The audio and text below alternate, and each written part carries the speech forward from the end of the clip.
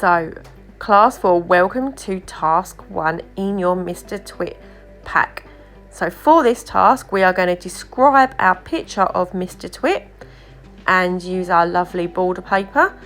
And when we write about Mr. Twit, we need to think about using our adjectives, our describing words, and our capital letters, finger spaces, and full stops to make our sentences make sense.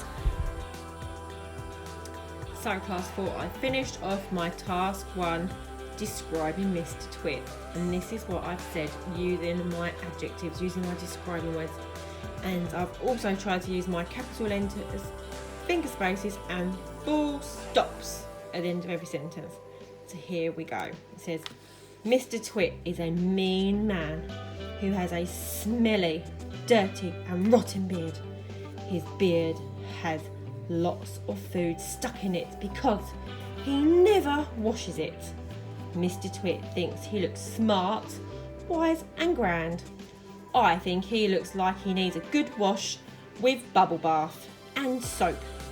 Did you know if you look closely at his beard, you will find spinach, dried up scrambled eggs and fish fingers.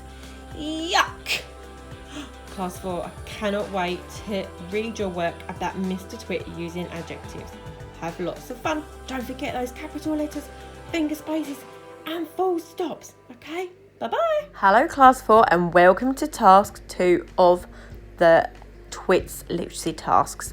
So for Task 2, we are going to hunt for adjectives in Chapter 2, Mr. Twit.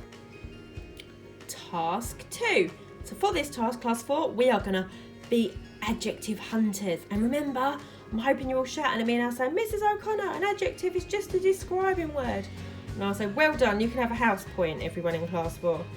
So we're going to read through it all together first of all, and then we're going to get a colouring pencil and we're going to find the describing words, the adjectives all about Mr. Twit. So if I point to the words, you can read along with me if you want to. So our title is Mr. Twit. Mr. Twit was one of these very hairy-faced men. The whole of his face, except for his forehead, his eyes and his nose, was covered with thick hair. The stuff even sprouted in revolting tufts out of his nostrils and ear holes. Mr. Twit felt that his hairiness made him look terrifically wise and grand. But, in the truth, it was neither of these things. Mr. Twit was a twit, Class 4. He was born a twit, and now at the age of 60, he was a bigger twit than ever. The hair on Mr. Twit's face didn't grow smooth and matted as it does on most hairy-faced men. It grew out in spikes that stuck out straight like the bristles of a nail brush. And how often did Mr. Twit wash this bristly nail brush face of his?